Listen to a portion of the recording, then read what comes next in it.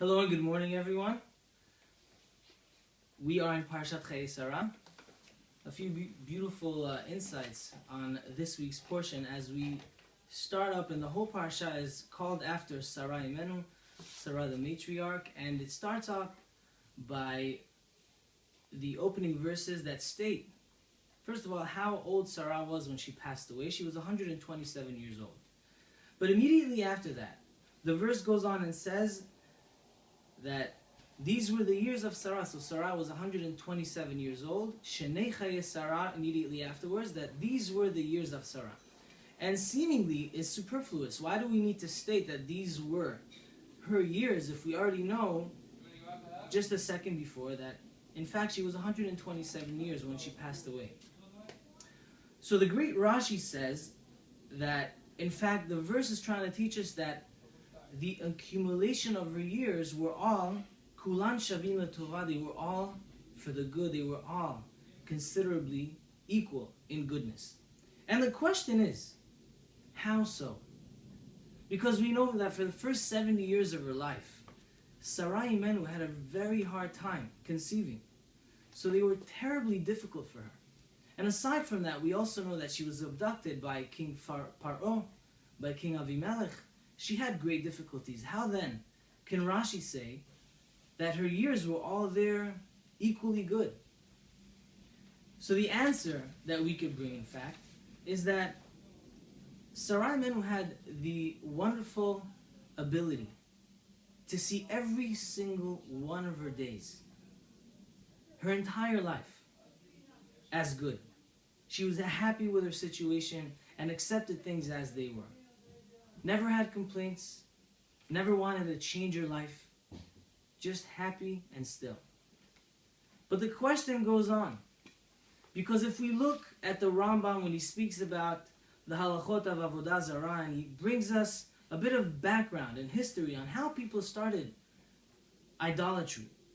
And he says that, to begin with, they all believed in Hashem.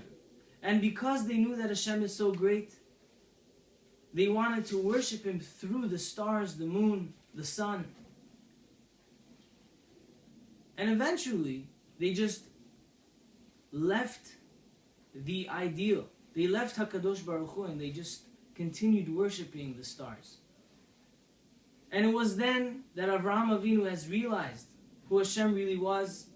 And Avraham Avinu was 40 years old when he discovered the truth, when he discovered Hashem.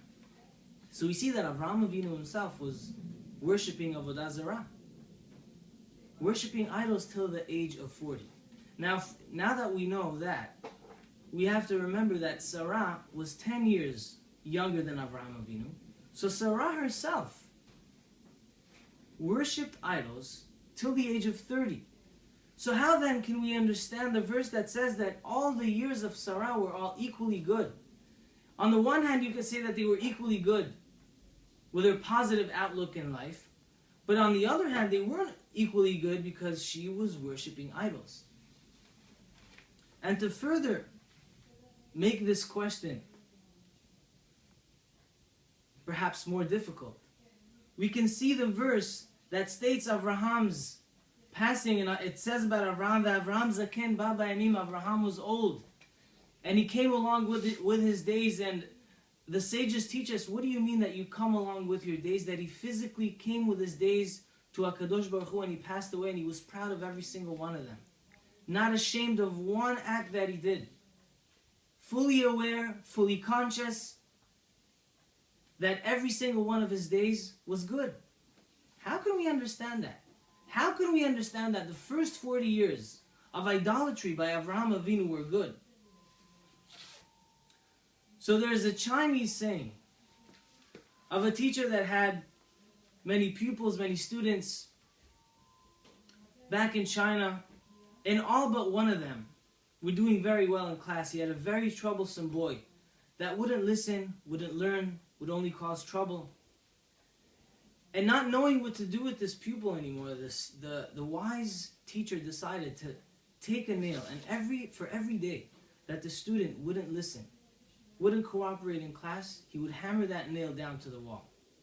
And the days went by, the weeks went on, And at the accumulation of a year, he brings the student, calls him along and says, look, I really do love you. But look how you're wasting your time. Look at this wall.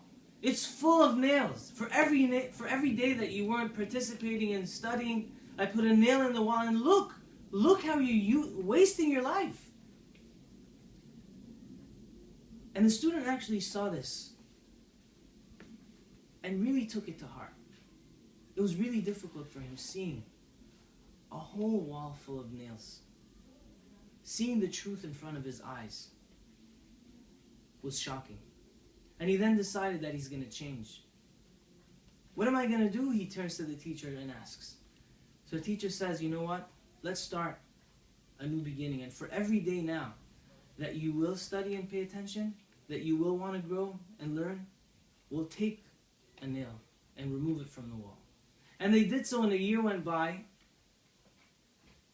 And the teacher comes along and shows the student how successful he really was. And the wall is now free of any nails.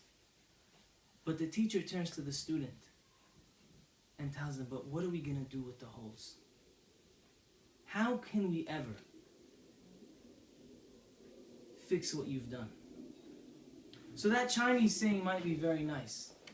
But in Yadut, in Judaism, we have it even better, because the Gemara, the Talmud tells us that a person that does tshuva, me'ava, if you come back and fix your behavior, then not only will you be forgiven, but every single transgression, every bad act that you now feel bad about doing is not only forgiven to you, but also becomes a zichut, also becomes in your merit.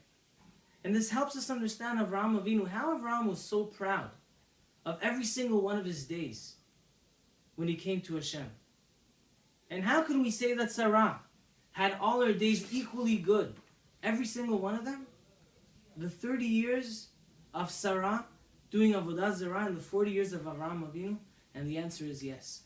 Because in Yahadut we believe that our past, although it wasn't the best, is only a platform for us.